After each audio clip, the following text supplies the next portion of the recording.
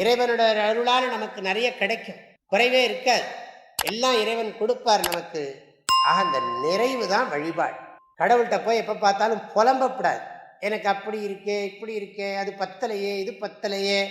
அவர் திரும்ப ஒரு வார்த்தை, நான் உனக்கு கொடுத்த உடலை நீ சரியாக பயன்படுத்துகிறாயா, நான் உனக்கு கொடுத்திருக்கிற மனதை சரியாக பயன்படுத்துகிறாயா, நான் உனக்கு கொடுத்திருக்கிற அறிவை சரியாக பயன்படுத்துகிறாயா, நான் உனக்கு கொடுத்திருக்கிற திருக்குறளை படித்தாயா, அந்த திருக்குறளை விளக்கி சொல்றதுக்கு ஒரு சாமியார் அனுப்பிச்சிருக்கேனே அதை கேட்டியா அப்படின்னு கேட்டார்னா என்ன சொல்றது?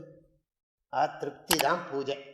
அதனால என்ன கிடைக்கும்னா திருப்தி. என்ன இவர் குமரகுருவர் சொன்னார், செல்வம் என்பது சிந்தையில் நிறைவு.